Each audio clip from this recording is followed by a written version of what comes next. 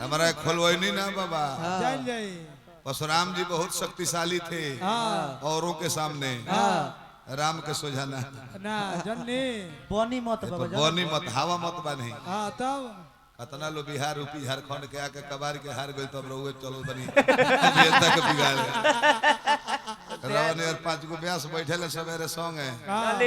दू जना ढारेले दू जना सलाद काटेले हां तब का अरे वो लगत तने बोले तो दिमाग गरम होता बाकी आड़ो तने खाली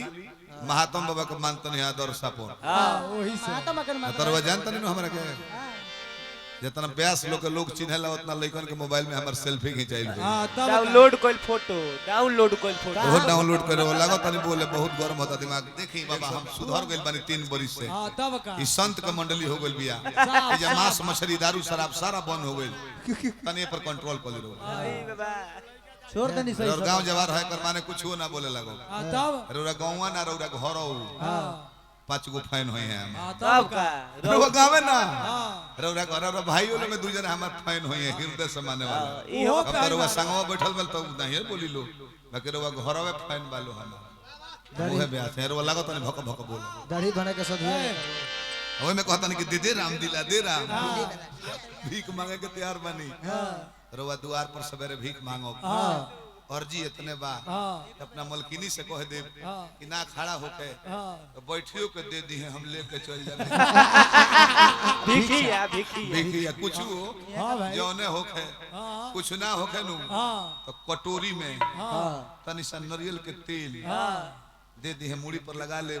आ कटोरिया के पॉकेट में धके लेके चल जाए हम चलो तो दानी है जाई ये विप्रदेव बानी रहुआ जय जय एगो महात्मा बाबा के याद आवता है एगो रहुआ करता कहता है तो बेहतर कि जर जैसो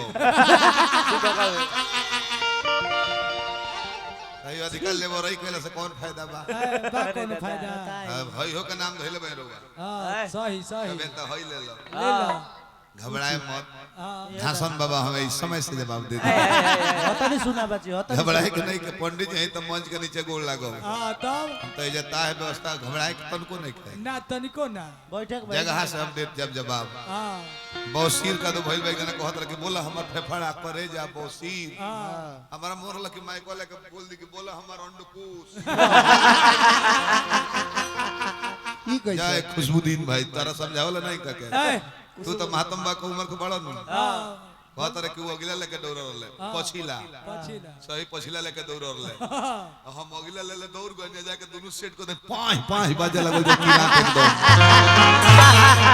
वो पछिला ले ले दौड़ रहले हां हम अगला ले ले कोई नहीं हां कस देनी में नोट बोल्ट नहीं एकदम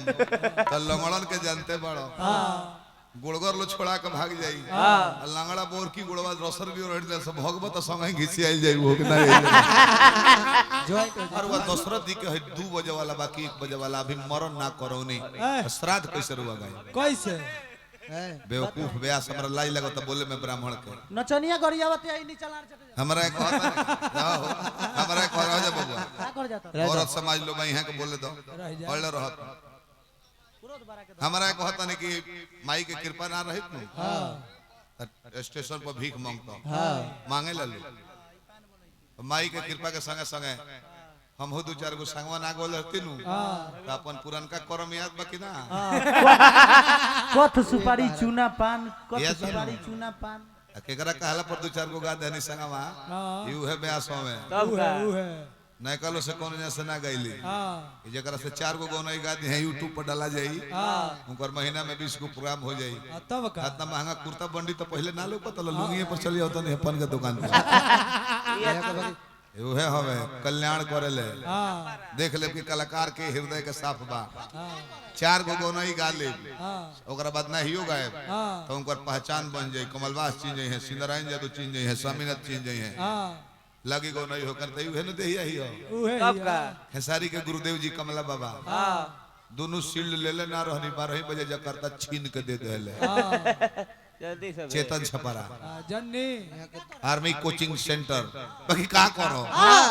ये दोस्त यहाँ का नहीं खे हम मुखिया जी पर क्रोधित बने मुखिया जी खोजवा का दल द्वार पर बुलाई तो कौन नहीं गई हाथ चमकाई ना तो डणवे हिलाई ई गधा के लीद कतनो बटोर ले नु आंगन लिपाई नु गैठा पथाई ए मौगा बोका का मुंह पर माइक दे दे समियाना साउंड के दाम आई डाणे न जाई